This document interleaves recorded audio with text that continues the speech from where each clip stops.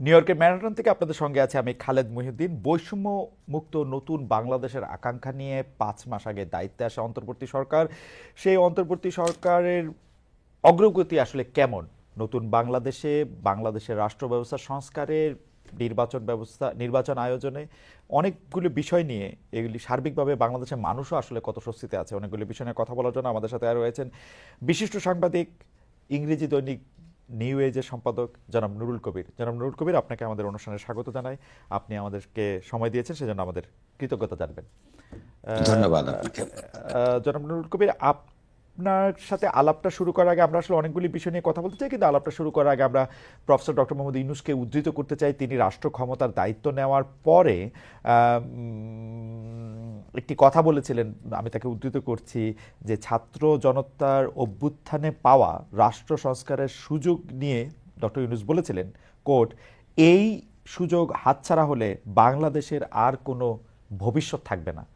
যদি এই যে এই এই এই সংস্কারের প্রশ্নটা যদি একটা জার্নি হয়, তাহলে ঠিক কোন জায়গায় এখন আমরা দাঁড়িয়ে আছি? কবির ভাই, আপনার কাছ থেকে যদি একটু শুনতাম। ধন্যবাদ আপনাকে। প্রফেসর মোহাম্মদ ইউনূস যখন এই কথাটা বলেছেন, তখন একটা খুব আবেগময় সময়, এবং প্রায় 15 বছরের আন্দোলনের ধারাবাহিকতায় সে আন্দোলন যখন বিজয় লাভ করে, মানুষের মধ্যে যে আলোড়ন তৈরি হয়, ইতিবাচক আলোড়ন, সেখানে এরকম আকাঙ্ক্ষা ব্যক্ত করা অত্যন্ত স্বাভাবিক ছিল। আমি ওই মূল কথাটায় যাবার আগে একটা কথা বলিনি। উনি যে বলেছেন যে এইবারের সুযোগটা হাতছাড়া হলে বাংলাদেশের কোনো ভবিষ্যৎ নেই বা থাকবে না, এইটার মধ্যে কত ইতিহাস বোধের দিক থেকে ভাবলে এটার মধ্যে একটু অতিরঞ্জন আছে। অতিরঞ্জন এই কারণে যে মানব ইতিহাসে একটা রাষ্ট্রের জন্ম, বিকাশ, পরিণতি লাভ, এগুলো লম্বা প্রক্রিয়া। আমরা বারবার এই অঞ্চলে তো এরকম গণঅভ্যুত্থান হয়েছে। সবচেয়ে বড় কথা, বাংলাদেশের সবচেয়ে গৌরবের সময়, বাংলাদেশের মুক্তিযুদ্ধ, সেখানে যে ধরনের রক্তক্ষয়, যে ধরনের অবদান মানুষ রেখেছে, তখনও তো আমরা মনে করেছি যে বাংলাদেশে একটা তার অগ্রগতির স্বর্ণ শিখরে অবস্থান গ্রহণ করবে, কিন্তু সেটা হয় নাই। ইতিহাসে এরকম বহুবার বহু বড় বড় আন্দোলন, সংগ্রাম এবং আত্মত্যাগের পর মানুষ ঠিক যতটা আশা করে, সাধারণ মানুষ ঠিক ততটা নাও হতে পারে। তার জন্য কোনো দেশের ভবিষ্যৎ একবারে ধ্বংস হয়ে যায় না।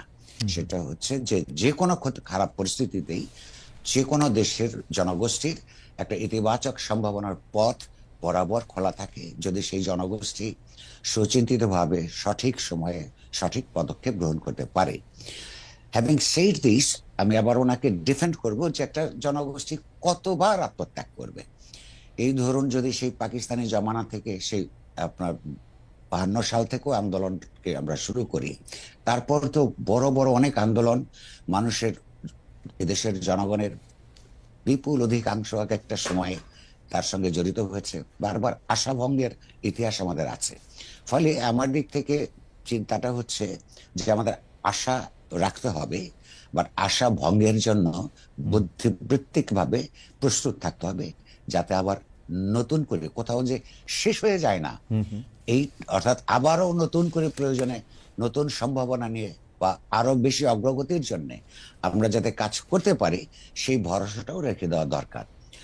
আর যদি আপনি যে জানতে চেয়েছেন যে এই মুহূর্তে কি অবস্থায় যাচ্ছে, এটা আমি বলবো যে সম্ভবত যারা গণতন্ত্র পরায়ণ জনসাধারণ বা যে সমস্ত রাজনৈতিক, সামাজিক এবং সাংস্কৃতিক শক্তি আপনার এই আন্দোলনের সঙ্গে যুক্ত ছিলেন, কিংবা সমর্থক ছিলেন, কিংবা এই আন্দোলনের মাধ্যমে একটা ইতিবাচক পরিবর্তনের আকাঙ্ক্ষা করেন, তারা প্রত্যেকে এই মুহূর্তে একটা আশা এবং আশঙ্কার মধ্যে তাদের মন এবং মনন দ্বিখণ্ডিত হয়ে আছে।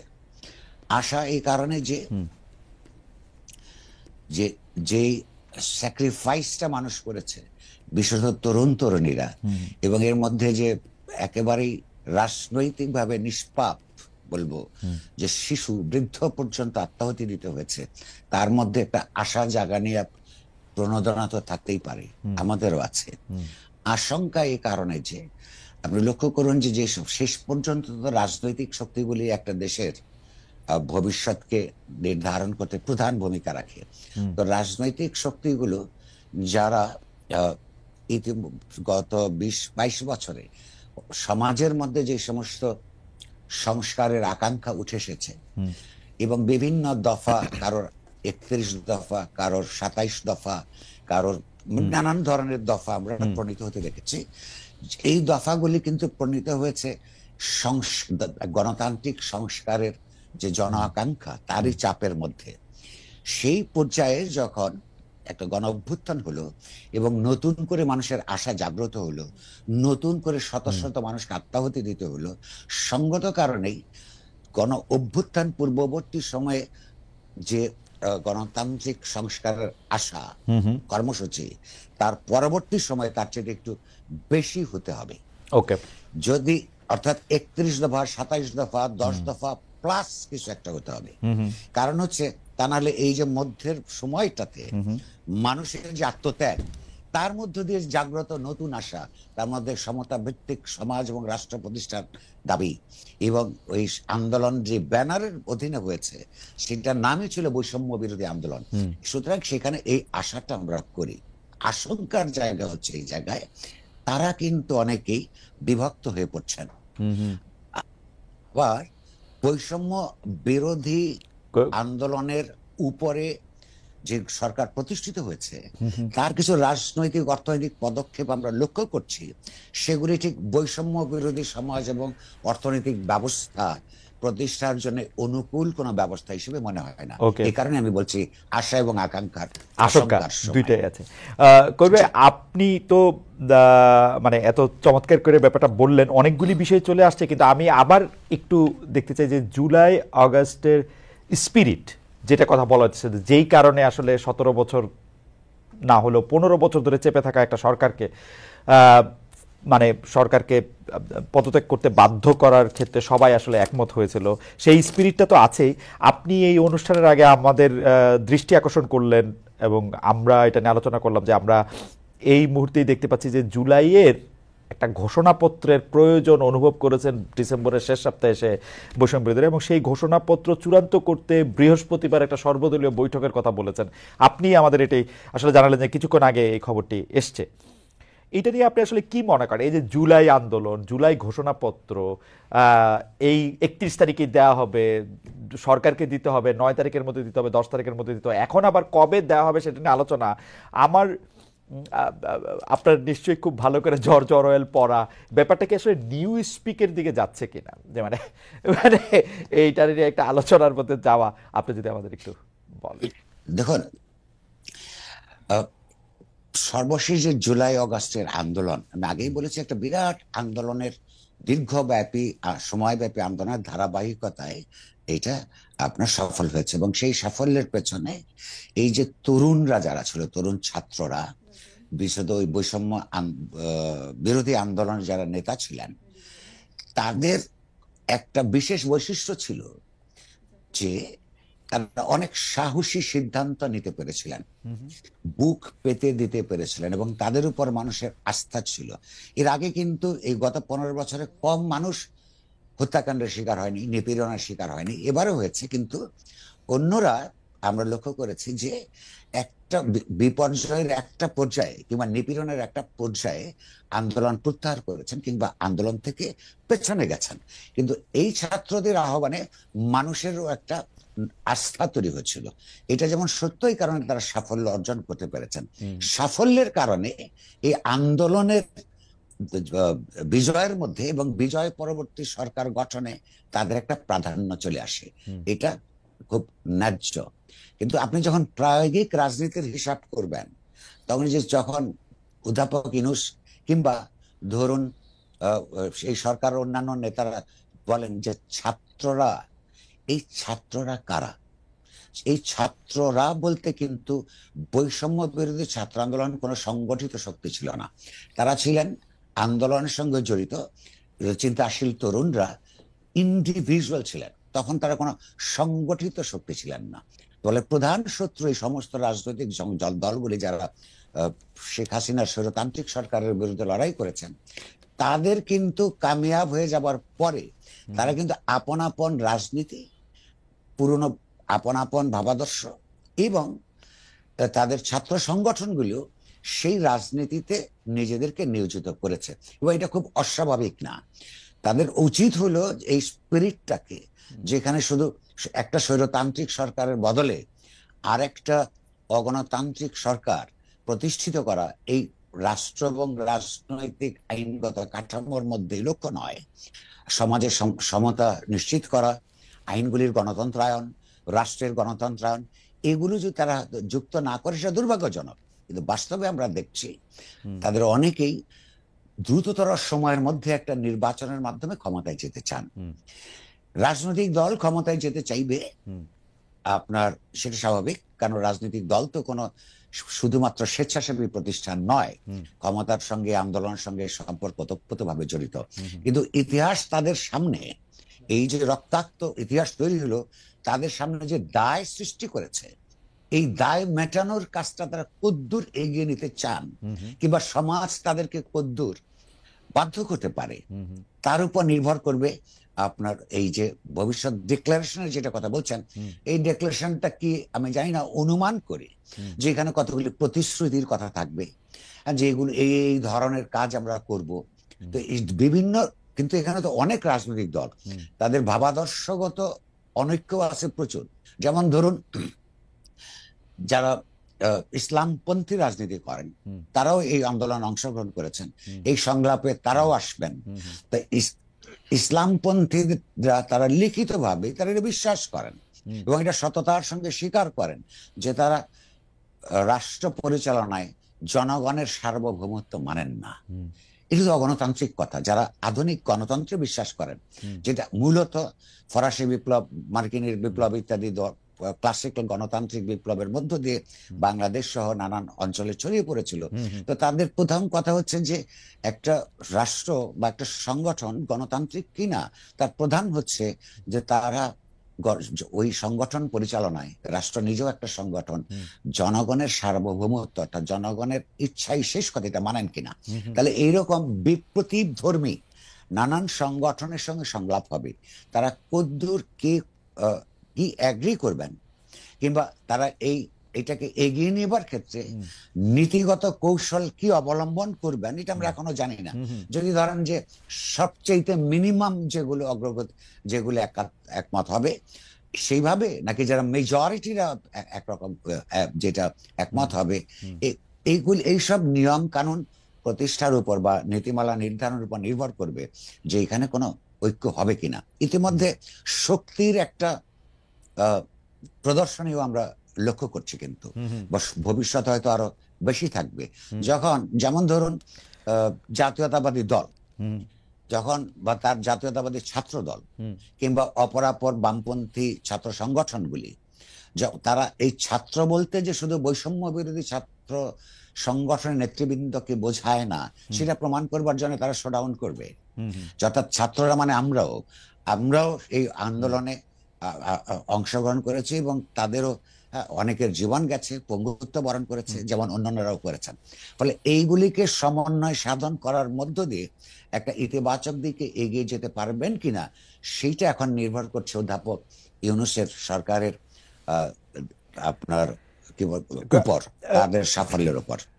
কবির ভাই, আমাদের হচ্ছে যে আপনি আসবেন বলে আমাদের কাছে অনেকগুলি প্রশ্ন আছে, আমরা একটু ছোট ছোট করে প্রশ্নগুলি করে আপনি যদি একটু ছোট করে বলেন, কারণ আপনার কথা শুনতে ইচ্ছা করে, কিন্তু আমাদের দর্শকরা বলছে যে অনেক ক্ষেত্রেই তারা আসলে একটু যদি ছোট ছোট করে আপনি বলতেন তাহলে তাদের জন্য একটু বুঝতে একটু সুবিধা হইতো। আচ্ছা, চেষ্টা করব। করবে, আপনি ডক্টর ইউনূসের সাক্ষাৎকার নিয়েছেন, আমি আমার ফেসবুক স্ট্যাটাসেও এই কথা বলেছি যে আপনার উপস্থাপনা আমার কাছে, আমাদের সকলের কাছে অসাধারণ মনে হয়েছে, শিক্ষণীয় মনে হয়েছে। পুরোটা প্রশ্ন করার ধরন এবং সাক্ষাৎকারের মাধ্যমে আপনি যেভাবে জবাবদিহিটা নিতে চেয়েছেন একজন সরকার প্রধানের, আমার মনে হয় না এরকম আর আমরা খুব বেশি দেখেছি কিনা। ডক্টর ইউনূস আগেও অনেকজনকে ইন্টারভিউ দিয়েছেন, আমাকেও দিয়েছেন, তিনি তখন সরকার প্রধান ছিলেন না অবশ্য, কিন্তু যারা সরকার প্রধান হওয়ার পরও তার ইন্টারভিউ নিয়েছেন, সেইখানে আপনি আপনার সাক্ষাৎকারের মধ্যে আমরা অনেক দিক নির্দেশিকা পেয়েছি। যাই হোক, এইটার মধ্যে আমার সোশ্যাল মিডিয়ার স্ট্যাটাসের কথা যেহেতু বললাম, সেহেতু এইটাও একটু বলি যে আমি ওই সাক্ষাৎকারে যতটা বিনয় পেয়েছি ততটা উত্তর আসলে পাই নাই। যতটা আমার কাছে ভালো লাগছে একজন সরকার প্রধান একজন সাংবাদিককে, মানে যত বড় সাংবাদিক আপনি হন, দিনের শেষে আপনি একজন সাংবাদিককে পাশাপাশি বসে এইভাবে উত্তর দিচ্ছেন, সেইটাও আমরা আসলে খুব বেশি দেখি নাই, অন্তত আমার মনে পড়ে না করি ভাই। তো কিন্তু আপনি তার এই সাক্ষাৎকারটাকে যদি আপনি দূর থেকে দেখেন, এই সরকার পরিচালনায়, নির্বাচন আয়োজনে, নতুন রাজনৈতিক দলে এবং বাংলাদেশের মানুষের মৌলিক কিছু সমস্যার সমাধানে, তাকে আসলে আপনার কতটা মানে মানে সরকারকে আপনার কতটা কি মনে হলো? যে সব প্রশ্ন আপনি করেছিলেন সেসব প্রশ্ন বলছি। এটা দুটো পার্ট। প্রথমে ইন্টারভিউটা ভালো হয়েছে বলেছেন আপনার হলো দয়ালু এই মন্তব্যের জন্য ধন্যবাদ। আমি যেমন জাস্ট পেশাগত কাজ করেছি, কিন্তু আমি এখানে অধ্যাপক ইউনূস সাহেবকেও অনেক ধন্যবাদ দিব, কারণ তিনি তো এই জটিল এবং প্রশ্নগুলির উত্তর দিয়েছেন। আমরা এর আগে 15 বছর থেকে একজন প্রধানমন্ত্রীকে দেখেছি, ওনাকে তো কোনো কনফ্রন্টেশনাল প্রশ্ন করলে রেগে যেতেন। তো অধ্যাপক ইউনূস যে রেগে যাননি, ফলে এই ইন্টারভিউটা যদি আপনাদের পছন্দ হয়ে থাকে সেটার জন্য তারও কৃতিত্ব কম নয়। এখন হচ্ছে কন্টেন্টের প্রশ্ন নিয়ে যদি আমাকে বলতে বলেন, আমি তার সততাকে, সদুত্তরকে অবশ্যই সারা জীবন প্রশংসা করব। কিন্তু উনি একজন সরকার প্রধান হিসেবে যে একটা ক্রান্তিকালের সরকার, তার কাছে মানুষের যে প্রত্যাশা, সেই দিক থেকে যদি আমি বিবেচনা করি, তাহলে আমাকে কিছু আশঙ্কার কথা বলতেই হবে। কারণ সেখানে আমি নিজেও দু একবার ওনাকে বলবার চেষ্টা করেছি যে সরকারকে, যেমন ধরুন আমরা কিছু কিছু অন্যায়কারীকে যারা মানুষ দেখছে তাদেরকে গ্রেফতার হতে দেখছি না। রাষ্ট্রের সরকারের ওই চোখ নাই নাকি, যে দেখার ক্ষমতা নাই? আচ্ছা, হ্যাঁ, আচ্ছা, এখন যেই সরকারের চোখ অস্বচ্ছ, সেই অস্বচ্ছ চোখ দিয়ে তো আপনার এই সরকার যেই ভূমিকার জন্য মনোনীত হয়েছেন, সেই সরকারের স্বচ্ছতা অপরাপর যে কোনো সরকারের চাইতে বেশি থাকতে হবে। কারণ হচ্ছে উনি খালি রুটিন কাজ হিসেবে প্রতিদিনের যে দায়িত্ব সেটাই পালন করবেন না, ইতিহাসের একটা ক্রান্তি লগ্নে যেহেতু ইতিহাসকে একটা মৌলিক পরিবর্তনের দিকে এগিয়ে নিয়ে যাবার দায়িত্বে নিয়োজিত, তাকে অন্যদের চাইতে 10 গজ 40 গজ দূরে ইতিহাসটাও দেখতে হবে। কি পদক্ষেপ এখন গ্রহণ করলে, এই সরকার গ্রহণ করলে আগামী 5 বছর 10 বছরের মধ্যে একটা স্বৈরতান্ত্রিক ব্যবস্থা ফিরে আসতে পারবে না, সেটাও কিন্তু তার কল্পনার মধ্যে, তার চিন্তার মধ্যে, মননের মধ্যে দেখতে হবে। সে যদি দেখতে না পান, তাহলে কিন্তু তার কাছে যে আকাঙ্ক্ষা, এমনকি তিনি নিজে যেটা বিশ্বাস করেন বাংলাদেশটা যেমন হওয়া দরকার, সেইটাও কিন্তু বাস্তবায়ন হবে না। সেইটা একটা দুঃখের ব্যাপার হবে। ওই তখনও আমি যেটা বলেছি, প্রকাশ্যে এখনো বলছি, এই সরকারের মধ্যে সুশীলতার সমস্যা আছে। কখনো কখনো রাষ্ট্র চালাতে গেলে অন্যায়কারীদের বিরুদ্ধে কঠোর হতে হয়। সেই কঠোরতার আপনার একটা দিকে তাদের কোনো পদক্ষেপ দেখছি না, তাতে কিন্তু মানুষের ক্ষতি হচ্ছে, অধিকাংশ মানুষের ক্ষতি হচ্ছে।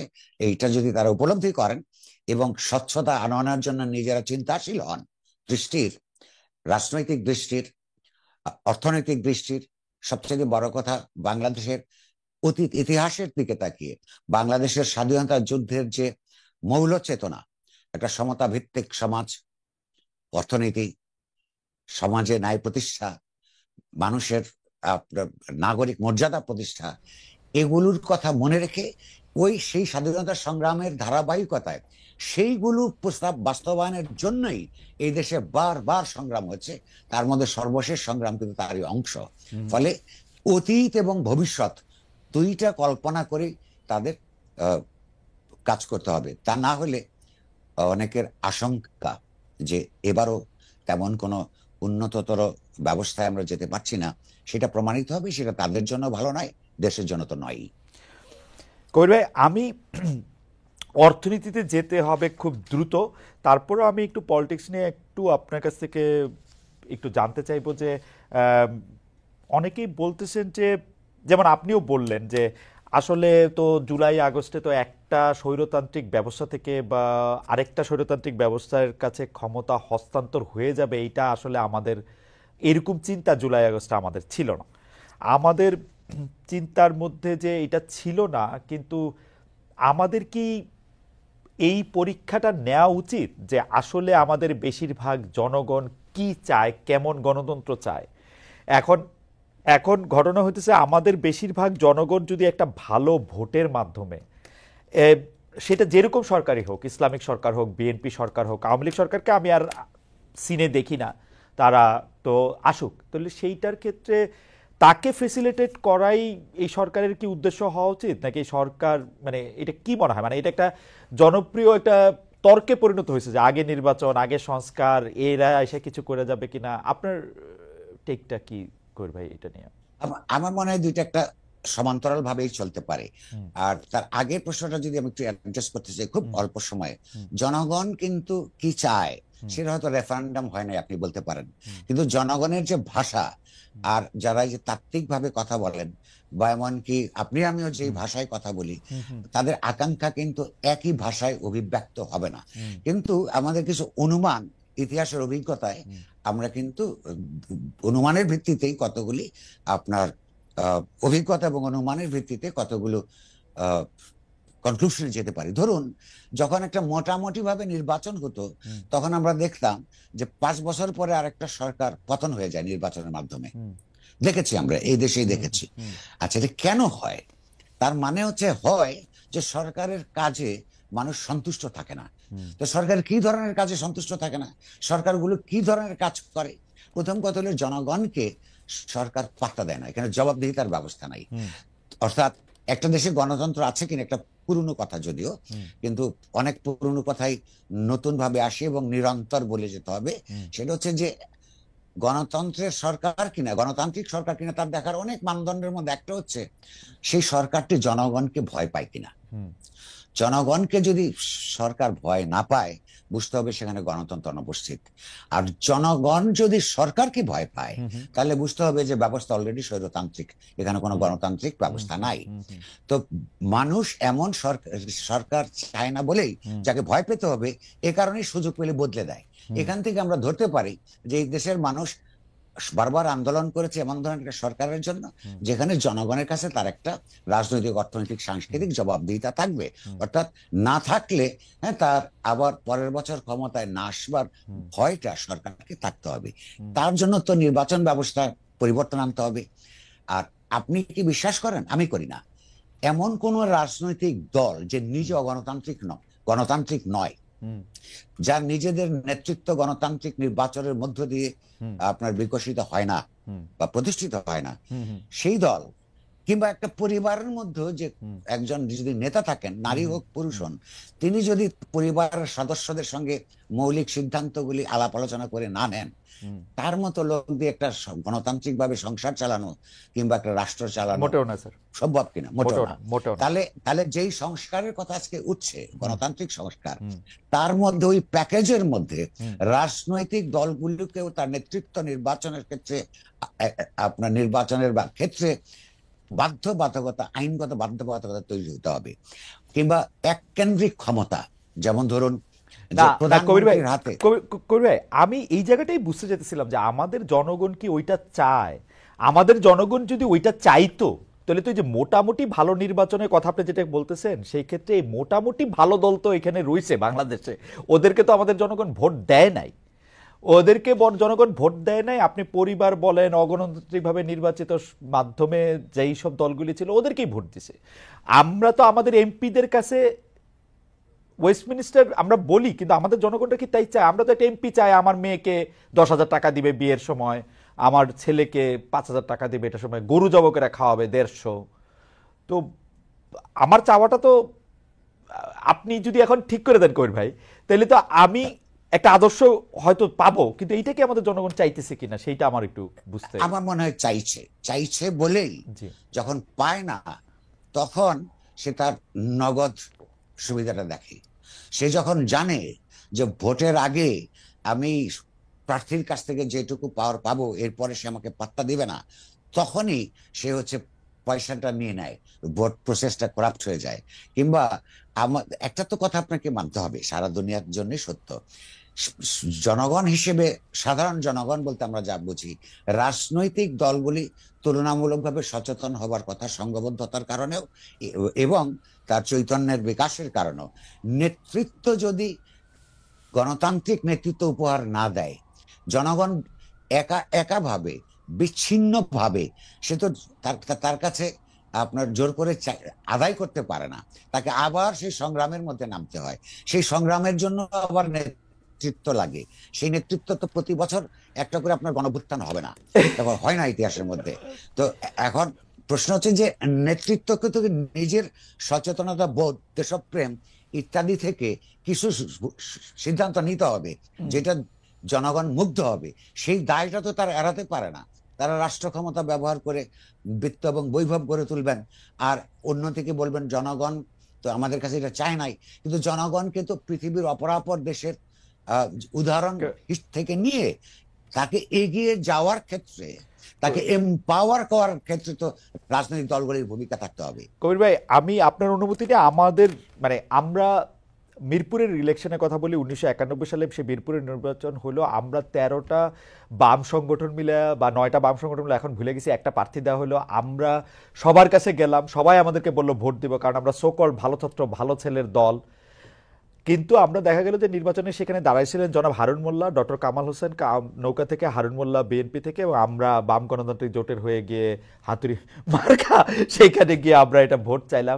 আমরা আমাদের কেন্দ্রে ঠিক 43টা ভোট পাইছিলাম কবির ভাই, যদিও সবাই আমাদেরকে কথা দিয়েছিলেন, আমাদের বাবা চাচারাই আমাদেরকে ভোট দিবেন। যেই 43 জন আমরা এটা করতাম, সেই 43টা ভোটই আমরা পাইছিলাম। এবং তারা সবাই কিন্তু বলছিলেন যে আমাদের প্রার্থী ভালো, ডক্টর কামাল হোসেনের কোনো আশা নাই, হারুন মোল্লারে তো আমরা চিনিই না, কিন্তু দিয়ে নেই কিন্তু একজনও ভোট। আচ্ছা, 43 ভোট অনেক ভোট পেয়েছেন না, আমরা 43 জনই করতাম, পুরো সংগঠন 43 জনই, একটা ভোট আমরা আনতে পারি নাই অন্য মানুষ থেকে। আচ্ছা, তার মানে হচ্ছে একটা ভোট আনতে পারি। এটার অর্থ আমরা নানান ভাবে দেখতে পারি, অথবা দুভাবে তো দেখতে পারি। এইটার জন্য কি জনগণ আমাদেরকে কেন ভোট দিল না এর জন্য দায়ী করব, নাকি জনগণকে আওয়ামী লীগ বিএনপির চাইতেও বেশি করে আমরা অ্যাপিল করতে পারি না, কোথাও একটা ভুল আমাদের আছে, সেই দিকে আমরা নজর দিব? এটা একটা সিদ্ধান্ত নেবার ব্যাপার। দ্বিতীয়ত হচ্ছে, আপনি আর আমি যদি সারাদিন তত্ত্ব কচলাই তাদের পক্ষেও বলি, আর তার যে দৈনন্দিন সংগ্রাম, সেই দৈনন্দিন সমস্যার মধ্যে ওই পাড়ায় আমার উপস্থিতি না থাকে, তাকে যদি সারা জীবন তার পাশে না দাঁড়ানোর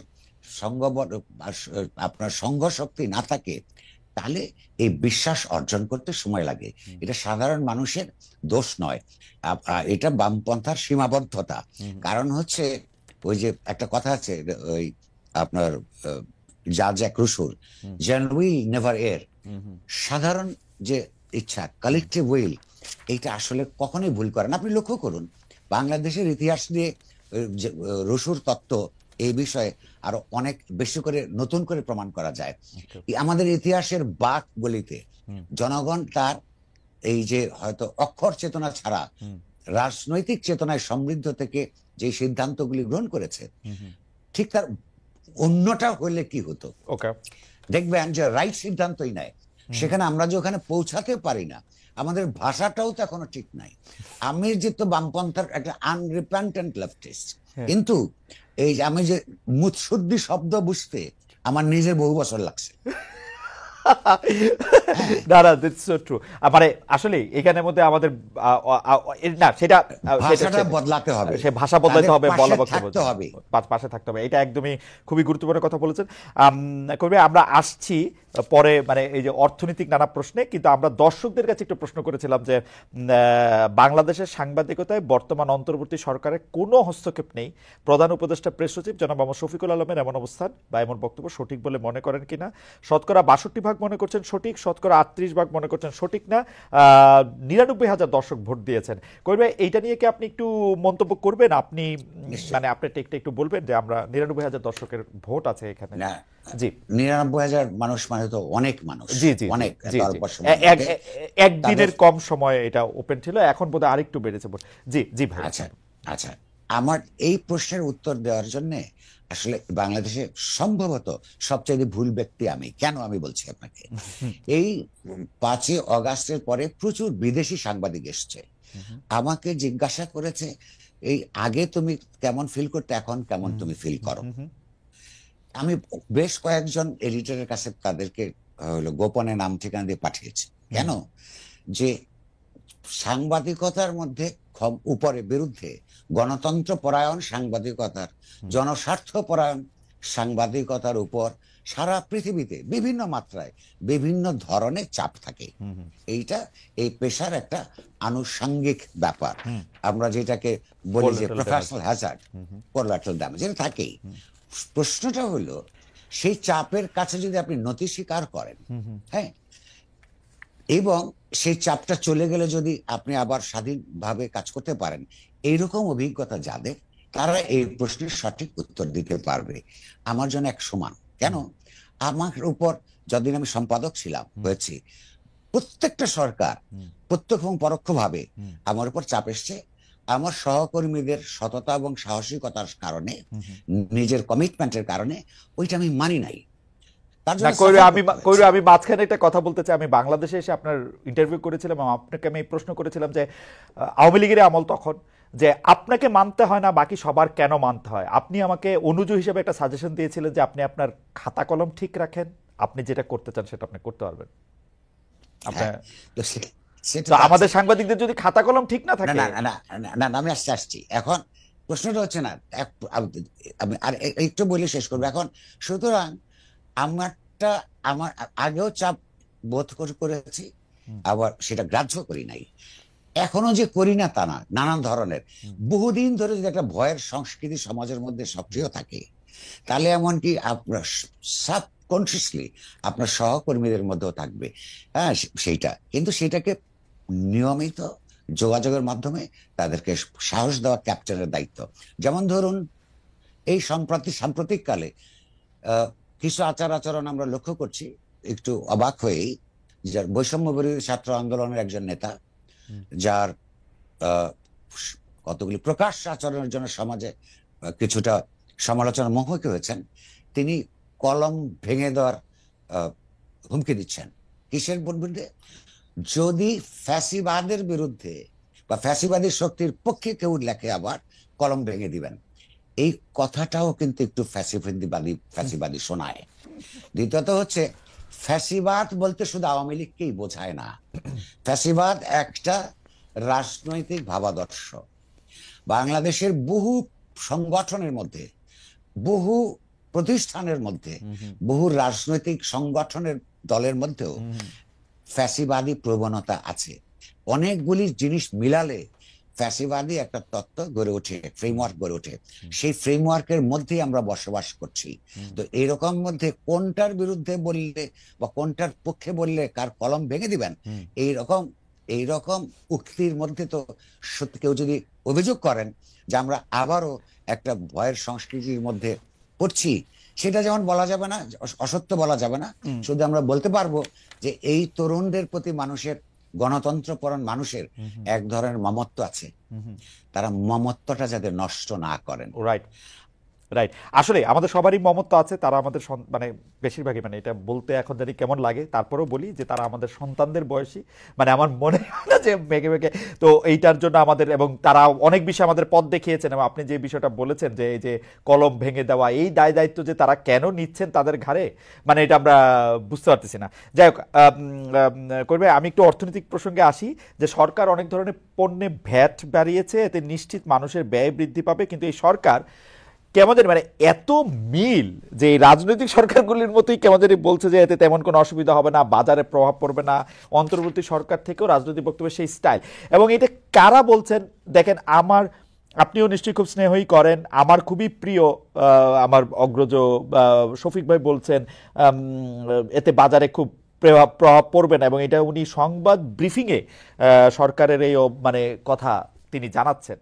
আমাদের খাদ্য উপদেষ্টা আলিমা মজুমদার ক্যাবিনেট সেক্রেটারি ছিলেন,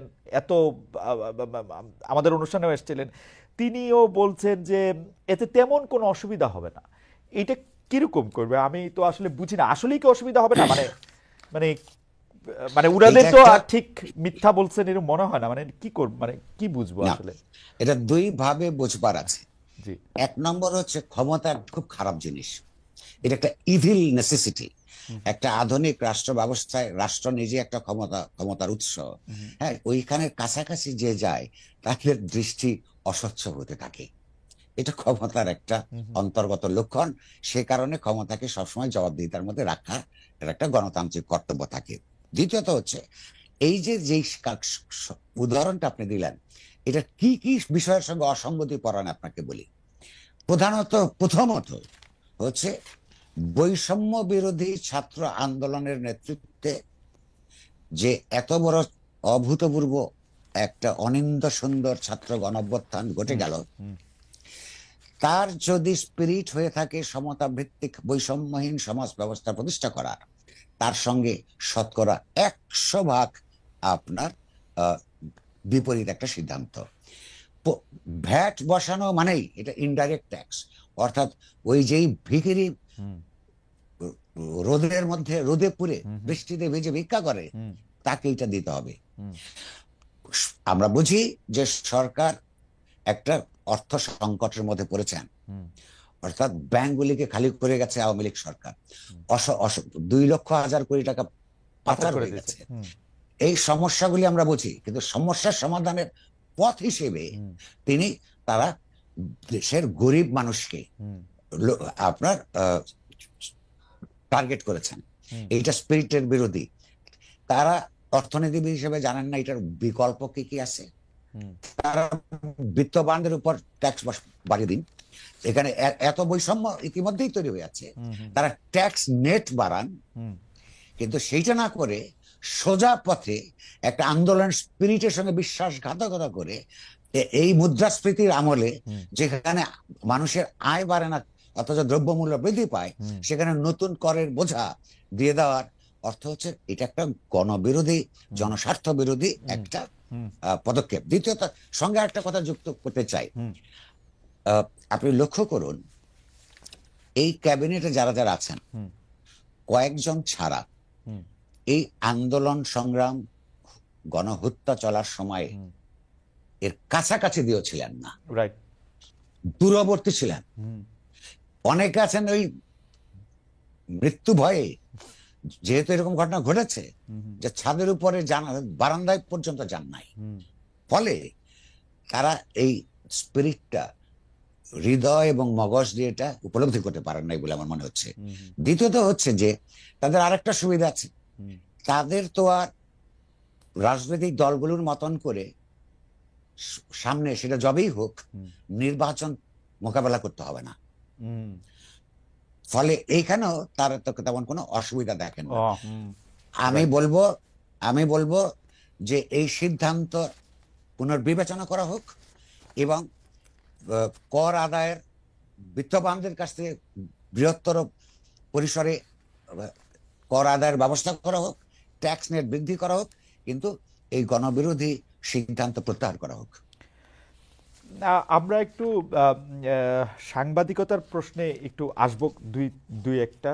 তা এর মধ্যে জনাব মতিউর রহমান চৌধুরী, মানবজমিনের সম্পাদক, তার উপস্থাপিত অনুষ্ঠানেও আপনি গত 2-1 সপ্তাহের মধ্যেও আপনি গিয়েছেন, তার সাথে আপনি কথা বলেছেন, সেগুলো আমরা দেখেছি। কিন্তু আমরা আসলে জনাব মতিউর রহমান চৌধুরীর একটা বক্তব্য, মানে আমি যেটা দেখেছি সেটা আমি একটু কোট করতে চাই, যে তিনি বলছেন যে এই উপদেষ্টাদের মধ্যে কি সবাই ভালো মানুষ? সবাই তো নিশ্চয়ই ভালো মানুষ না, কিন্তু তাদের বিরুদ্ধে কোনো একটা স্টোরি আমরা পত্রপত্রিকায় দেখি না কেন, আমরা আসলে কোথায় এটার মধ্যে ভয় পাচ্ছি।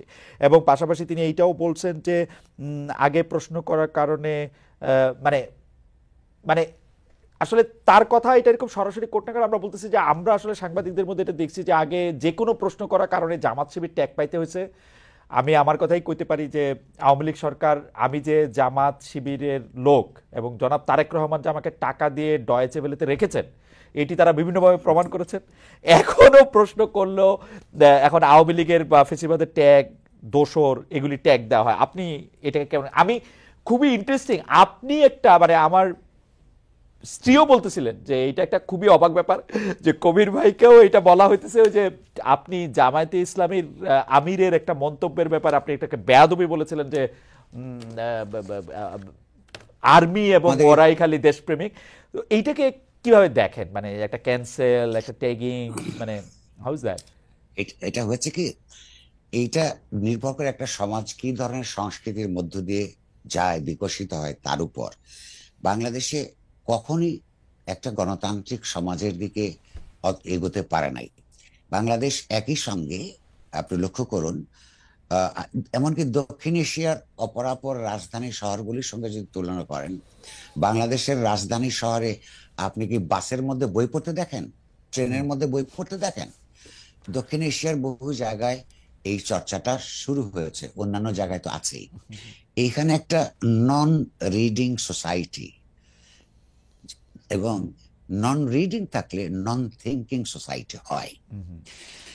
ফলে ধরেন আপনি গত একজনকে যে একটা ট্যাগিং করে দিলেন, সমাজ যদি আপনার সম্পর্কে, আপনি যদি পাবলিক লাইফে থাকেন, যদি সজাগ থাকতো, তাহলে আপনার গত 20 বছর বা 30 বছর কি করেছেন আপনার লেখা পড়ে, আপনার কথা শুনে বুঝতো। এইখানে সেই সংস্কৃতিটা তৈরি হয় নাই। হচ্ছে আওয়ামী লীগের সমর্থন না করলে সে বিএনপি বা জামাত, জামাতের সমর্থন না করলে সে বাকশালী। এইরকম একটা রাজনৈতিক সংস্কৃতির মধ্য দিয়ে যখন একটা সমাজ সামনে যাবার চেষ্টা করে, তখন এগুলি হবে। সেখানে যারা সত্যিকার অর্থে সমাজের ইতিবাচক পরিবর্তনের, রাষ্ট্রের গণতন্ত্রায়নের জন্য কাজ করবে, তাদেরকে একটু বেহায়ার মতন এসব গালিগালাজ শুনেই নিজেদের কাজটা করতে হবে। তবে একটা কথা মনে রাখেন, যখনই আপনাকে কেউ গালি দিবে না, তখন আপনাকে মনে রাখতে হবে আপনি কোনো কার্যকর কোনো কাজ করছেন না। আচ্ছা করবে একটু সমাজে শত্রু মিত্র, আমি লাস্ট কথাটা বলতে চাই, সমাজের মধ্যে গণতান্ত্রিক শক্তি এবং অগণতান্ত্রিক শক্তি থাকবে। সমাজের মধ্যে শাসক, শাসিত, শোষক, নিপীড়িত মানুষ থাকবে। এবং আপনি যদি শোষণ নিপীড়নের বিরুদ্ধে, অগণতন্ত্রের বিরুদ্ধে, অন্যায়ের বিরুদ্ধে কাজ করেন নিরন্তর, আপনি অন্যদের গালি খাবেন না। এই গালিটা খাওয়া হজম করতে শিখতে হবে। আর যদি আপনি হজম করতে না পারেন, এই কাজ ছেড়ে দেওয়া ভালো।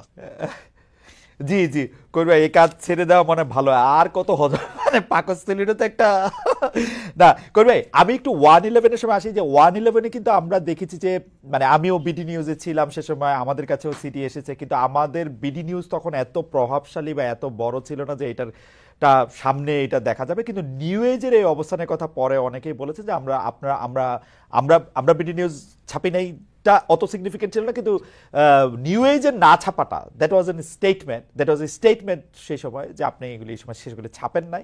এবং যারা এগুলি নিয়ে গেছে তারা যে মারধর খায় নাই, তারাও সেটাকে নিজের কপাল সৌভাগ্য তারা ভাবছে পরে, কারণ আপনি প্রত্যাখ্যানটাও সশব্দই ছিল। তো এইবার এই সরকার পরিবর্তনের পর, মানে আমি কিন্তু বিশ্বাস করি যে প্রপাগান্ডা নিজের পক্ষে আসলেও এটা খারাপ। আপনি এগুলি আবার দেখতেছেন কিনা, যে ঠিক একটা প্রেসক্রিপশন সাংবাদিকতা, যে এটা এটা এটা করা। এবং আমি খুব আশ্চর্য হয়ে খেয়াল করলাম যে আমাদের প্রেস সচিব বলতেছেন যে এখন সংবাদ মাধ্যম স্বাধীন হয়েছে, আওয়ামী লীগের সময়কার সব দুর্নীতিগুলি এখন সামনে তুলে ধরবে। এইটা বললে এখন আবার আমার স্যার আলী রিয়াজ বলবে আপনি তো ফেসিজমের পক্ষে দাঁড়া যাচ্ছেন। না, আমি করে এটা যাওয়াটা কোন জায়গায় আসলে, মানে আমি তো মনে করি যে মানে মানে কোশ্চেন তো আমি এস্টাবলিশমেন্টকে করব, কোশ্চেন তো আর আমি একটা পলাতক দুষ্ট পতিত সরকারকে আর কেমনে করব, একটু যদি বলতেন। আচ্ছা, প্রথম কথা হচ্ছে যে আমাদের স্নেহভাজন প্রেস সেক্রেটারি যেটা বলেছেন যে এই সরকারের সময় কোনো বাধা বিঘ্ন নাই, আমি এখনো পাই নাই। কিন্তু কথাটা হচ্ছে যে প্রতিটি সরকার এই কথা বলছে। শেখ হাসিনা নিজে অসংখ্যবার প্রধানমন্ত্রী হিসেবে বলেছেন যে আমাদের সময়। আচ্ছা, এটা তো সব সরকারই বলে এটা। আচ্ছা, সঙ্গে স্টোনের একটা বইয়ের শিরোনামের কথা আপনাকে মনে করে দিই।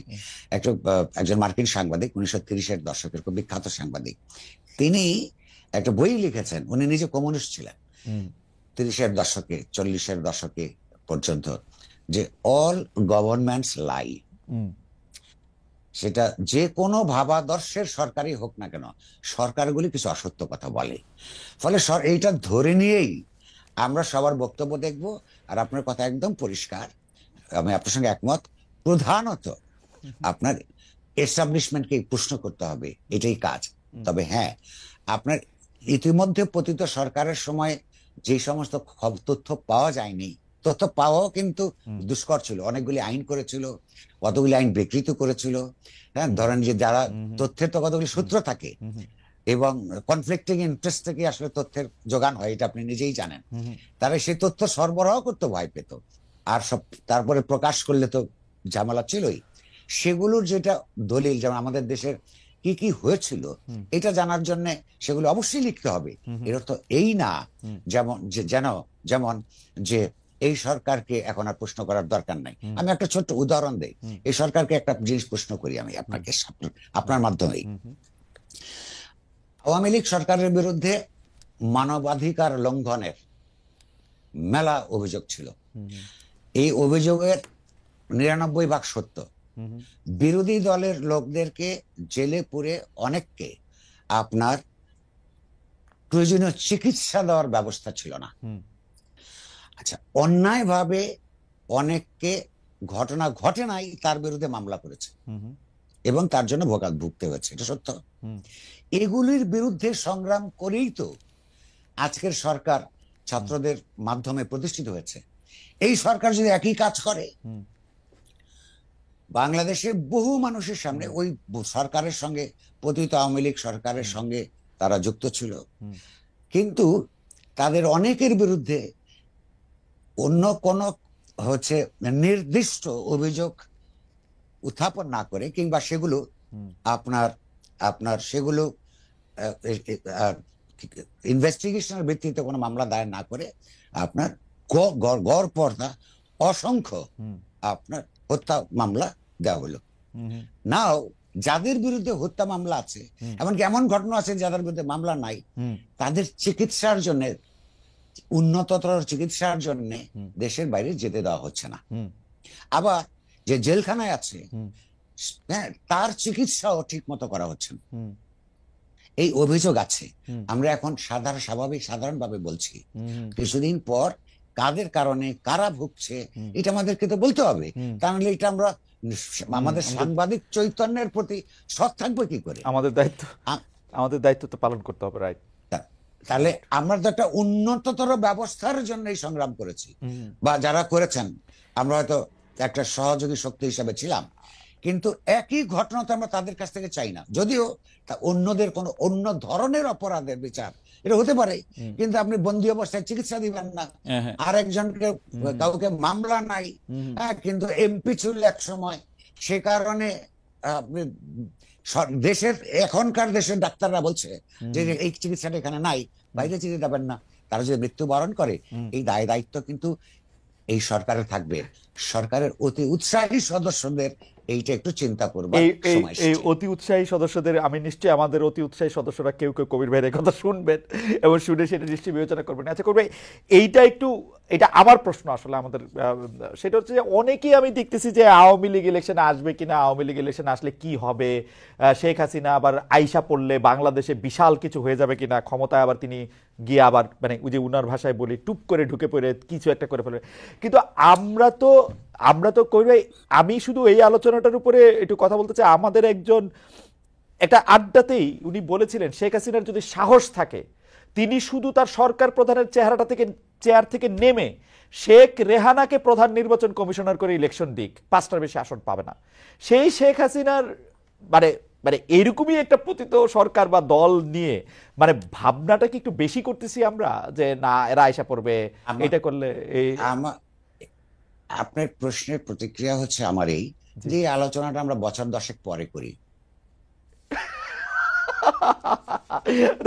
আমি কিন্তু আসলে এই আলোচনাটা তুলতেই চাই না, কিন্তু বিভিন্ন জায়গায় খালি এই যে এইসব কথা শুনি যে শেখ হাসিনা আইসা ক্ষমতা নিয়ে নেবে। আমরা তাহলে হচ্ছে পরবর্তী জায়গায় এটার মধ্যে যাই, সাংবাদিকতা নিয়ে তার পরের প্রশ্ন।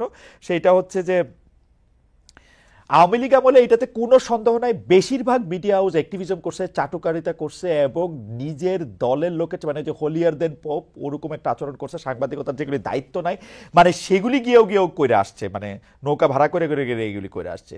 তো সেইটা যেমন খারাপ ছিল, এখন এদেরকে বাদ দিয়া যাদেরকে নেওয়া হয়েছে তাদেরকেও কি একইভাবে মানে কাস্তে দেওয়া ধান কাটতেই নেওয়া হচ্ছে, এরকম কেউ বলতেছে? মানে আপনি এরকম দেখতেছেন বিশেষ করে টেলিভিশন চ্যানেলে? আমি এগুলি হয়েছে কি, আমি এরকম কথা শুনেছি।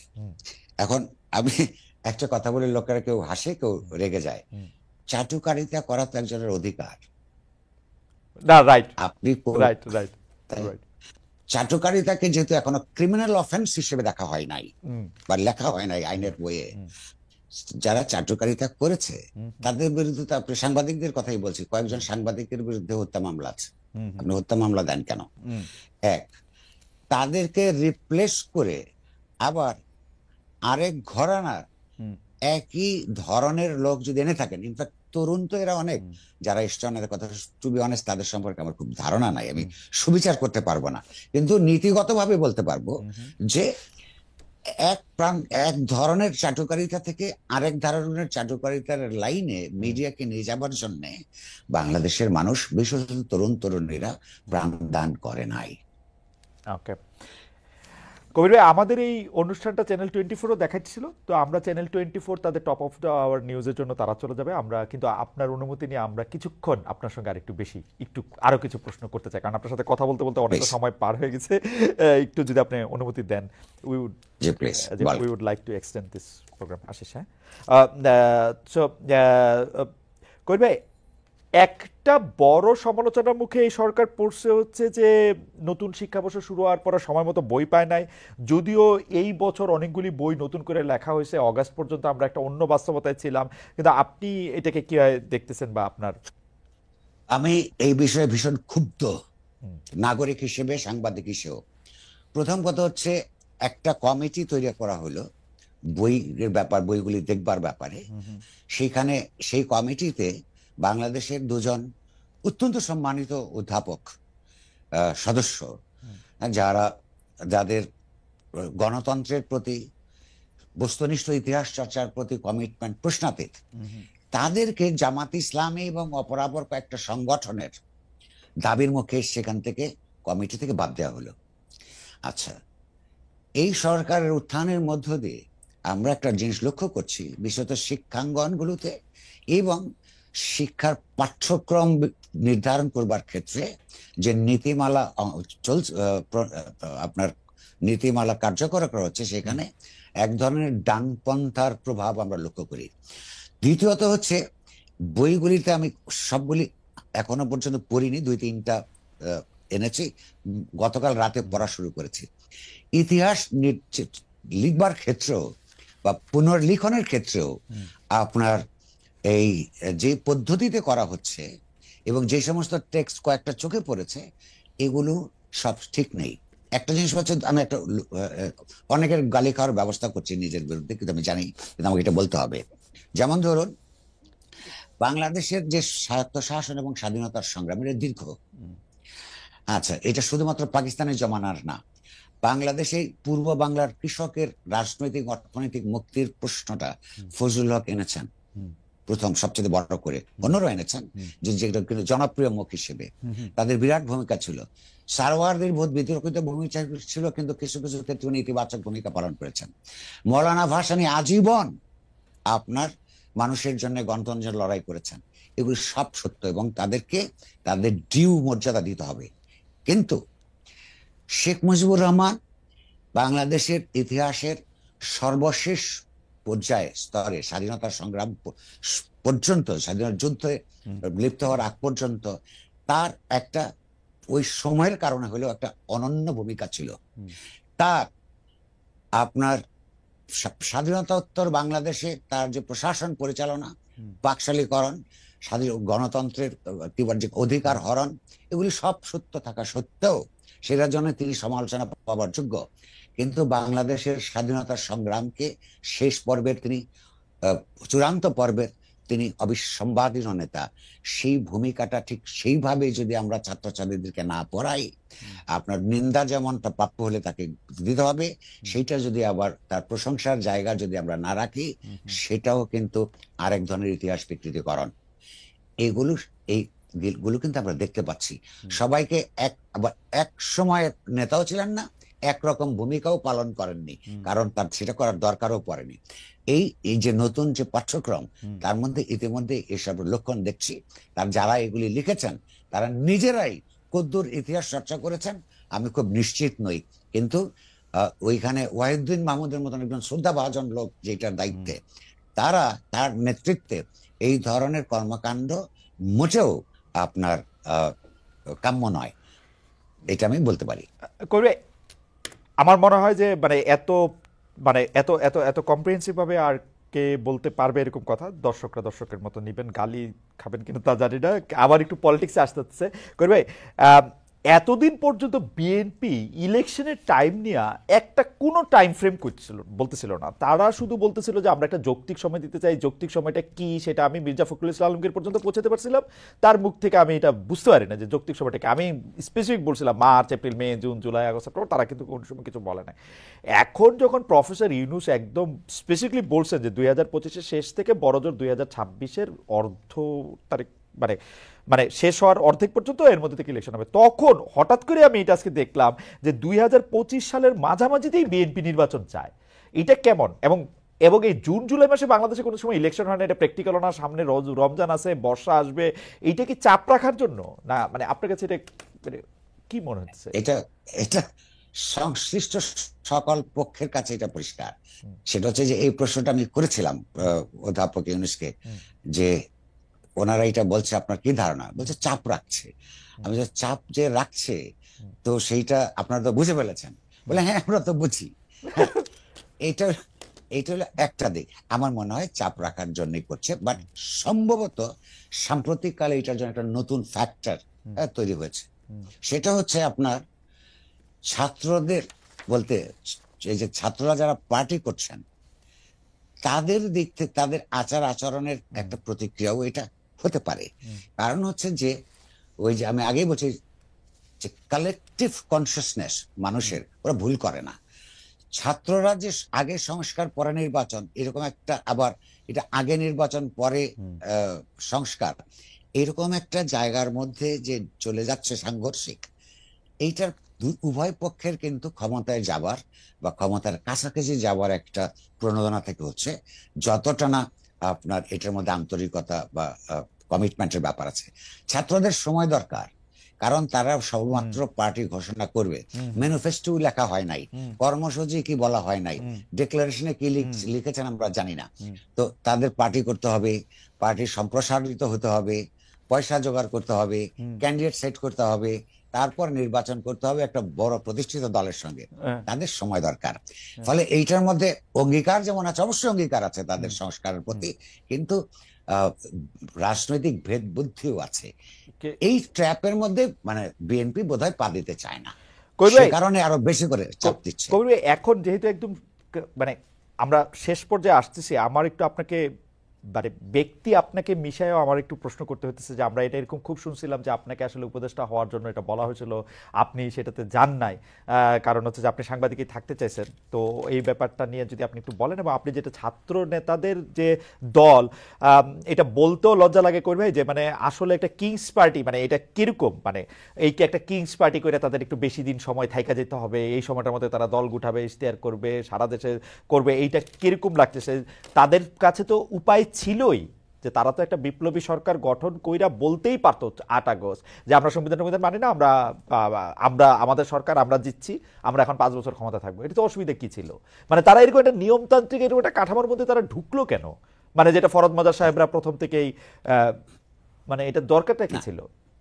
আচ্ছা, এটা আমি ঠিক এটা ওরাই উত্তর দিতে পারবে, তবে আমাকে ছোট্ট অনুমান করে বলি, এটা তাদের একটু আফটার থট। প্রথমে যারা আন্দোলন সংগ্রাম করেন তারা তো তখন এটা চান নাই, পরে তারা, আমার খবর অনুযায়ী, আমি এটার নাম এখনো বলবো না, কিছু বিভ্রান্ত দার্শনিক রাজনৈতিক ভাবে বিভ্রান্ত, যাদের কোনো প্রায়োগিক রাজনৈতিক আপনার হলো অভিজ্ঞতা নাই, বুঝবারও চেষ্টা করেননি, এমন কিছু লোকের পাল্লায় পড়ে তারা কিছু কাজ করছেন। আমি শুধু তাদেরকে বিনীতভাবে অনুরোধ করব, ইতিহাসে তার সম্মানটা অনেক বড়, সেই সম্মানটা কোন বিভ্রান্ত চিন্তা দ্বারা আপনার প্রভাবিত হয়ে যাতে তারা নষ্ট না করেন। তো এটা আমাদের শুধু তাদের ক্ষতি হবে না, ইতিহাসের ক্ষতি হবে। আর আমার ব্যক্তিগত ব্যাপারটা খুব ছোট করে বলি, এটা অন্যদেরও কাজে লাগতে পারে। আমাকে ঠিক যে পরিষ্কার ভাবে আপনার কি বলে যে আমন্ত্রণ জানানো হয়েছিল না, এটা সত্য নয়, তবে আমাকে ইঙ্গিত দেওয়া হয়েছে। এটাকে বলে অঙ্কুরেই আমি সেটা ইঙ্গিত যাতে প্রস্তাবের জায়গায় না যায় সেটা আমি ব্যবস্থা করেছি। সেটার কারণটা খুব সোজা। সংবাদ, আমরা যারা সমাজের মধ্যে আপনার কোনটা ভালো, কোনটা করতে হবে, কি করা উচিত, কি করা উচিত না, আমাদেরকে কেউ দায়িত্ব না দিলেও, হ্যাঁ, ওই গায়ে মানে না আপন আপনি মরলের মতন ভূমিকা পালন করি। গ্রিক নাটকে তাদেরকে কি বলা হতো মনে আছে? আমাদের যাত্রা পালায় বলা হতো বিবেক। বিবেক। বিবেক যে বিবেকের কাজ করবে সে তো বিবেকই থাকবে। বিবেক তো রাজা মন্ত্রী হবে না। তো বিবেকের কাজ করে যারা এগুলো হতে চান বা তাদেরকে বানাতে চান, তাদের একটু চিন্তাটা করা দরকার। আপনি বিবেকের ভূমিকায় যারা থাকে, তারা রাজা মন্ত্রীরা কি করবেন সেটা বলে, ভুল ভ্রান্তিগুলি, ট্র্যাজেডি কখন আসছে সেগুলো ইঙ্গিত দেন, কিন্তু নিজেরা রাজা মন্ত্রী হন না। আমি যদি সাহিত্যের ছাত্র, হ্যাঁ, সামান্য দর্শন চর্চা ও ইতিহাস চর্চাও আছে, ফলে আমার নিজের বিনীত ভূমিকা সম্পর্কে আমি পরিষ্কার। আমি একটা অপোজিশনাল ভূমিকা সমাজের মধ্যে রাখতে চাই, এটুকুই। কবির ভাই, ভারত বাংলাদেশে তো আসলে বাংলাদেশের রাজনীতিতে এবং নানা কারণে ভারতের একটা বাস্তবতা রয়েছে। বাংলাদেশের রাজনীতির ক্ষেত্রে অনেকে এরকম মেরুকরণ এক সময় করেছেন যে একটা ভারতের পক্ষে রাজনীতি, একটা ভারতের বিপক্ষে রাজনীতি, কিন্তু আওয়ামী লীগ সরকার গত 15 বছরে কূটনীতিক অনুশাসনটা এমনভাবে করছে যেটা প্রধানমন্ত্রী সাবেক শেখ হাসিনা পলাতক প্রধানমন্ত্রীকে আসলে কোট করতে হয়, ওদেরকে যা দিয়েছি তারা চিরকাল ভুলতে পারবে না। তো এইটা তো একটা দেশের মানে কোনো কূটনীতির কোনো একটা হইতে পারে না। কিন্তু তারপরেও আমরা গতকাল ভারতের সেনাপ্রধানকে বলতে শুনছি সার্বিক সম্পর্ক স্বাভাবিক হবে বাংলাদেশে নির্বাচিত সরকার এলে।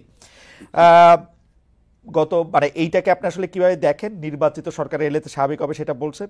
আবার পাশাপাশি যদি আপনি এইটাও দেখেন যে বেগম খালেদা জিয়া চিকিৎসার জন্য লন্ডন যাওয়ার আগে আমাদের সেনাপ্রধান ও বিএনপি নেত্রীর সঙ্গে সাক্ষাৎ করেছেন।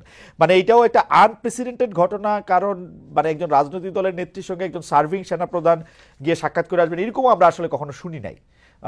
দুইটা ব্যাপারটাকে আপনি আসলে এবং রাজনীতি এটা দিয়ে আপনি আসলে প্রথমত হচ্ছে ভারতকে বা বাংলাদেশকে, যে কোনো দেশকে ফর দ্যাট ম্যাটার, আমি ভেঙে ভেঙে দেখি। ভারত বলতে একটা ভারত না। ধরুন ভারতের শাসক শ্রেণী, ভারতের হিন্দুত্ববাদী বিজেপি, ভারতের ওই ছদ্ম হিন্দুত্ববাদী কংগ্রেস, ভারতের কমিউনিস্ট পার্টি, ভারতের জনগণ, ভারতের সিভিল সোসাইটি, এগুলি না প্রত্যেকটাই আলাদা আলাদা জিনিস। তো ভারতের সঙ্গে যেমন আমাদের যে গয়রহ যে ভারতকে ভারতের সঙ্গে যুদ্ধ ঘোষণা করতে হবে, এইরকম কোনো কিছুতে আমি বিশ্বাস করি না। কারণ একটা আমরা কমিউনিটি অফ স্টেটস এর মধ্যে বসবাস করি। আমাদের দরকার আমরা একটা সশস্ত্র রক্তাক্ত স্বাধীনতা সংগ্রামের মধ্যে দিয়ে উত্থিত একটা রাষ্ট্র, তার মর্যাদা বোধ নিয়ে আপন স্বাধীনভাবে সিদ্ধান্ত নিয়ে আমরা এগোতে চাই। সেইখানে ভারতের যে শাসক শ্রেণী আমাদের বিরোধিতা করে, ভারতের সাম্প্রদায়িক শক্তি বিরোধিতা করে, আমাদের জন্য নানা পথের মধ্যে কাঁটা বিছিয়ে দেয়, তাদের বিরুদ্ধে আমাদের সংগ্রাম করতে হবে। সঙ্গে ওই যে ভারতে বহু ভদ্রলোক আছে, বহু চিন্তাশীল মানুষ আছে। শত্রুদের যেমন আন্তর্জাতিক সংগঠন থাকে, মিত্রদেরও আন্তর্জাতিক সংগঠন তৈরি করা, এই যে জিনিসগুলো তাদের সরকারের অন্যায়ের বিরুদ্ধে তাদের মধ্যেকার মননশীল মানুষদের দিয়ে সংগ্রাম করানোর ব্যবস্থা করার জন্য সংহতি গড়ে তোলা, এগুলো জরুরি। আর বিশেষভাবে ভারতের পশ্চিম বাংলা আর পুরো ভারত কিন্তু এক নয় যখন এটা বাংলাদেশ প্রশ্ন আসে। আপনার মনে আছে যে আনন্দবাজার পত্রিকা ফজলুল হককে সম্পর্কে বাজে কথা লিখতেই থাকতো। তো একদিন তাকে জিজ্ঞাসা করছে, সেই যুগে আপনার 30-এর দশকের দ্বিতীয় ভাগে, যে তখন উনি উত্তর দিয়েছিলেন,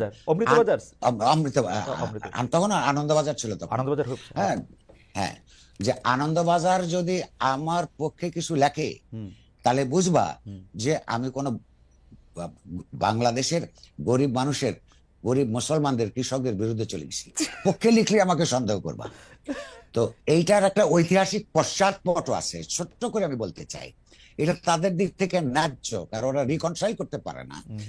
এই দেশে যারা জমিদার ছিল, এই জমিদাররা ছিল ব্রিটিশ ইস্ট ইন্ডিয়া কোম্পানির কর্মকর্তা, ওইখান থেকে ঘুষ নিয়ে টাকা অর্জন করে জমিদারি কিনে কলকাতায় বসবাস করত।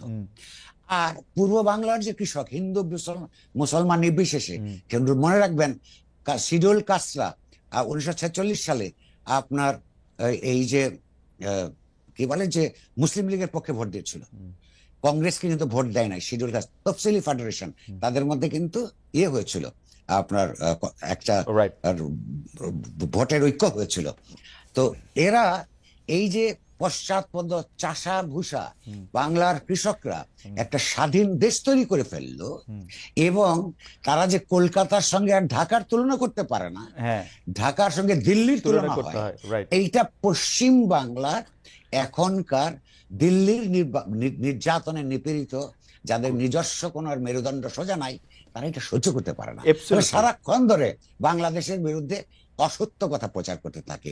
কিন্তু ভারতের বহু জায়গায় বাংলাদেশ সম্পর্কে ইতিবাচক ধারণা আছে, তাদেরকে আরো বেশি আমাদের সম্পর্কে জানাতে হবে, এবং তাদের বন্ধুত্ব, ভারতীয় শাসক শ্রেণীর সাম্প্রদায়িক শ্রেণীর বিরুদ্ধে তাদের সঙ্গে আমাদের বন্ধুত্ব কাজে লাগাতে হবে। কবির ভাই, আপনার বক্তব্য এতটাই সঠিক যে আমি যখন ডয়েচে বাংলায় কাজ করতাম, পশ্চিমবঙ্গ আসলে বাংলা ভাষা যেহেতু সেটা এর মধ্যে ছিল, আমি কিন্তু যেসব মিডিয়াগুলি এখন বেশি অসত্য কথা ছড়িয়েছে তাদের পশ্চিমবঙ্গের সাধারণ মানুষের মধ্যেও গ্রহণযোগ্যতা প্রায় শূন্যের কোঠায় নাই বললে চলে।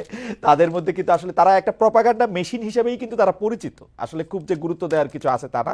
আমাদের শেষ প্রশ্ন কবির ভাই, আমি জানি যে আপনার অনেক কাজ রয়েছে, আমি আর আপনাকে আটকাবো না, এটা শেষ প্রশ্ন, এবং এতে যদি আপনি আপনার বক্তব্য বলেন যে 3 বছর আগে প্রথম আলোকে দেওয়া এক সাক্ষাৎকারে 2022-এ দেওয়া নভেম্বর 6, আসলে 3 বছর হয় নাই, 2.5 বছরের মতো বা 2 বছর একটু বেশি, যে 10,000 টেলিভিশন বা পত্রপত্রিকা থাকলে, আপনাকে কোট করছি, এই পত্রপত্রিকা থাকলেই এখানে মানুষ গণতন্ত্র পরায়ণ চিন্তা প্রকাশের স্বাধীনতা নিশ্চিত হবে, এমন ভাবার কোনো কারণ নেই।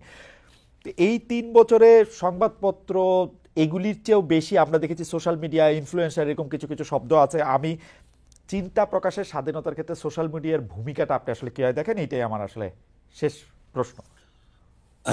ধন্যবাদ। আমি ওই কথাটা সম্ভবত বলেছিলাম, অনেক আগের কথা তো মনে নেই, কারণ তৎকালীন আওয়ামী লীগ সরকার বারবার বলতো দেশে যে আপনার সংবাদ মাধ্যমের স্বাধীনতা আছে, বাক স্বাধীনতা আছে, তারা বলতো যে এতগুলি টেলিভিশন দিয়েছে, এতগুলো শত পত্রপত্রিকা রাইট আছে। Right right. আমার ওই সব পরিপ্রেক্ষিতে সম্ভবত বলেছিলাম। এখন 10টা বা 10,000 টেলিভিশন দিয়ে যদি সরকারি প্রপাগান্ডা মেশিন হিসেবে সেগুলোকে ব্যবহার করা হয়, সেটা দিয়ে তো নির্ধারিত হয় না দেশে আপনার গণতান্ত্রিক বাক স্বাধীনতার ব্যবস্থা আছে কিনা। আর সোশ্যাল মিডিয়ার ইনফ্লুয়েন্সারদের জন্য একটা বিরাট ভূমিকা তো আছেই। ধরুন এখন এই যে আপনারা যারা দেশে তো বটেই, বিদেশে আপনাদের জার্মানিতে তখনকার সময়ে প্যারিস থেকে, নিউ ইয়র্ক থেকে, লন্ডন থেকে আওয়ামী লীগ সরকারের অপকর্মের বিরুদ্ধে যারা ইউটিউবিং করেছেন, তাদের একটা তো ইতিবাচক ভূমিকা ভীষণভাবে ছিল, ভবিষ্যতেও থাকবে। হ্যাঁ, কিন্তু তারা এখন বিভক্ত নানান কারণে। ন্যাচুরালি হাসিনা চলে যাওয়ার পর যে তার ফলে যার যার আপন আপন রাজনৈতিক ভাবাদর্শ নিয়ে কাজ করবেন, তো সেটা ঠিক আছে। কিন্তু সোশ্যাল মিডিয়ার ইউটিউবিং তো একটা আলাদা জিনিস, পরিষ্কার দেখতে পাচ্ছেন যে কে কি বলছেন, কিন্তু তার বিপজ্জনক দিক আছে।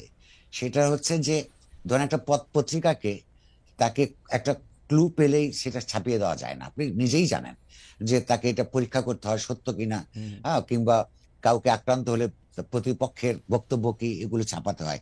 সোশ্যাল মিডিয়াতে ওপিনিয়ন দেওয়ার ক্ষেত্রে এমন সব তথ্যের কথা বলা হয়, যেন এমন ভাবে বলা হয় যেন এগুলি যেন তথ্য, সেখানে বিভ্রান্ত হওয়ার সুযোগ থাকে। সেখানে সচেতন পাঠকের জন্য, দর্শকের জন্য একরকম, এবং যারা ততটা সচেতন নন তাদেরকে বিভ্রান্ত করার একটা সুযোগ থাকে। সেই বিভ্রান্তির সুযোগ কিন্তু সংগঠিত নানান শক্তি গ্রহণও করে। সেই ক্ষেত্রে এটা বিপজ্জনক, কিন্তু মত প্রকাশের জন্য এটা একটা উত্তম মাধ্যম। ফলে এখানেও সুবিধাও আছে, অসুবিধাও আছে। কবির ভাই, সাংবাদিকতার মানে 93 সাল থেকে এই জায়গা থেকে আমি যেটা বলতেছি যে আমরা সাংবাদিকতার মধ্যে বারবার এবং পরে প্র্যাকটিস করতে এসে আপনাদের কাছ থেকে বারবার শিখছি যে কোনো কিছু যদি এডিটেড না হয় সেটা জার্নালিজম না। আসলে আপনি যে এত বছর ধরে একটা পত্রিকার সম্পাদক, আপনিও যা কিছু কলাম লিখতেছেন সেটা কোনো না কোনো এডিটর পড়তেছেন, তারপর আবার পড়তেছেন, তারপরে তাদের কারেকশন দেওয়া হচ্ছে, আপনি সেটা মানলে রাখতেছেন, না মানলে আপনাকে তার কথা মানতে হইতেছে। যে দিস ইজ জার্নালিজম আমরা জানি। এখন তো সোশ্যাল মিডিয়াতে যে মানে আমি জানি না, মানে এটাকে জার্নালিজমের সাথে একসাথে বলাটাই ঠিক হবে কিনা, যেহেতু না না না না না আমি এটাকে আমি বলছি, আপনি যখন জিজ্ঞেস করছেন প্রভাব কি আছে, সুবিধা আছে, আপনি যদি বলেন এটা জার্নালিজম কিনা, একদম না। জার্নালিজমকে এত ছোট করে দেখার কিছু নাই। জার্নালিস্টকে অনেকগুলি ট্রেনিং এর মধ্য দিয়ে যেতে হয়। একটা শব্দের হ্যাঁ, ওজন নিয়ে চিন্তা করতে হয়, তার প্রতিক্রিয়া নিয়ে চিন্তা করতে হয়, সূত্রগুলিকে পরিষ্কার করতে হয়, সংশ্লিষ্ট সকল পক্ষের সঙ্গে কথা বলতে হয়। কিন্তু ফেসবুকে বা সোশ্যাল মিডিয়াতে একজন ইচ্ছে করলে একটা ওপিনিয়ন দিতে পারেন, সেই ওপিনিয়ন সঠিকও হতে পারে, নাও হতে পারে। আপনি যদি সুষ্ঠু সাংবাদিকতার কথা বলেন, হ্যাঁ, তো সুষ্ঠু সাংবাদিকতা আমরা এইভাবেই শিখেছি, এইভাবেই করার চেষ্টা করছি। এটাকে যে নিউ মিডিয়া বলে, নিউ মিডিয়া তো নিউজ বলতেই পারেন যে নতুন ভাবে এসছে, নতুন টেকনোলজি, তার অ্যাক্সেস সবার কাছে আছে। তো সেইটাকে সংবাদ হিসেবে কিংবা তথ্য হিসেবে গ্রহণ করার ঝুঁকি আছে, সেখানে অনেক সত্য কথা আসে। আমাদের সহকর্মীরা আপনার ফেসবুক থেকে অনেক খবরের ক্লু নেয়, হ্যাঁ, সেই সহযোগিতা হয়, কিন্তু সেই ক্লুটা নেয় যথেষ্ট নয়। তারপরে নিউজ প্রসেসিং বলে একটা কথা আছে, আপনার র মেটেরিয়াল নিজে আপনার প্রোডাক্ট না।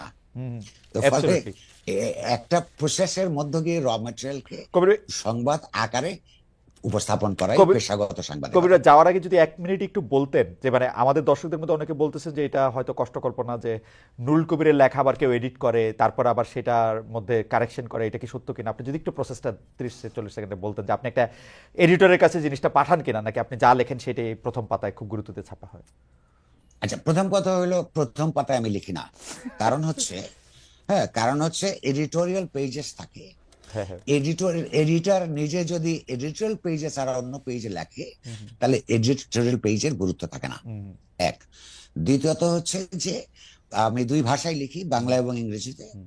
ইংরেজিতে লেখার সময় আমার যে সহকর্মীরা আছেন ওরা দেখতে চায় না, কিন্তু আমি জোর করে আমার অন্তত একজন ডেপুটি এডিটরকে ওইটা পড়তে বলি, দু কারণে।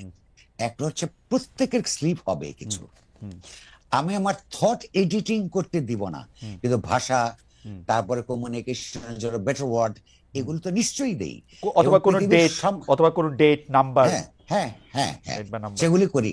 বাংলা ভাষায় আমি যখন লিখি, এটা দেখার জন্য অন্য কোন লোক আপাতত আমার কাছে এই অফিসে নাই, সেই জন্য আমি অনেক দুঃখিত। কারোর কাছে হাত দিয়ে গেলে এটা আরো ভালো হতো। এবং পৃথিবীর যে কোনো লেখা, পৃথিবীর গ্রেটেস্ট রাইটাররাও এই যে আপনার তাদের লেখা এডিটিং এর মাধ্যমে হলে প্রকাশিত হয়, এবং সেইটাই উচিত। কবির, আপনাকে অনেক ধন্যবাদ। একটা লম্বা সময়ের আলাপে, আমাদের সাধারণত এটা অনুষ্ঠানটা 1 ঘন্টার থাকে, আজকে আমরা প্রডিউসারদেরকে বলে এটা 1 ঘন্টা 12 মিনিট পর্যন্ত আমরা একটা কথা বললাম। অনেক দর্শক আমাদেরকে দেখেছেন, অনেক আলোচনা, আপনার সাথে আলোচনায় অংশগ্রহণ করেছেন। সবগুলি আমি বারবার কমেন্ট দেখতেছিলাম, কিন্তু কমেন্ট দেখেও আসলে সবগুলি তুলে আনতে পারি নাই। তবে আপনার সাথে কথা বলা সবসময় আনন্দদায়ক, এবং আপনি আমাদের অনেকখানি সময় দিয়েছেন, সেজন্য আমাদের আন্তরিক কৃতজ্ঞতা।